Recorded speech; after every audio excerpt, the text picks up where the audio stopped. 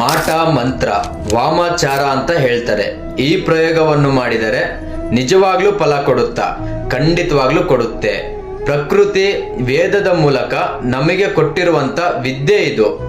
ಇನ್ನೊಬ್ಬರಿಗೆ ಕೇಡು ಬಯಸುವಂತ ವಿದ್ಯೆ ಕೊಡ್ತಾ? ಖಂಡಿತ ಇಲ್ಲ.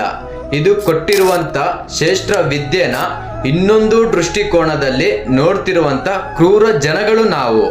ಉದಾಹರಣೆಗೆ, ಒಬ್ಬ ವ್ಯಕ್ತಿ ಚಾಕು ತೋರಿಸಿ 100 ರೂಪಾಯಿ ಕೇಳ್ತಾನೆ, ನಾಳೆ ಕೇಳ್ತಾನೆ, ತಿಂಗಳು ಪೂರ್ತಿ ಕೇಳ್ತಾನೆ.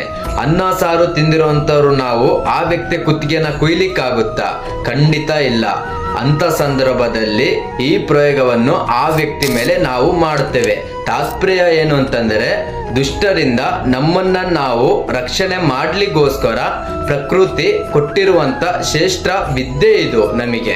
ಯಾರೋ ಅಲ್ಲಿ ಮನೆ ಕಟ್ಟಿದರೆ, ಕಾರ್ ತಗೊಂಡಿದ್ದಾರೆ ಅಂತ ಅವರ ಮೇಲೆ ಈ ಪ್ರಯೋಗವನ್ನು ಮಾಡಬೇಡಿ. ಮಾಡಿದರೆ ಖಂಡಿತವಾಗ್ಲೂ ದುಸ್ಥಿತಿ ಹೊಂದ್ತೀರ.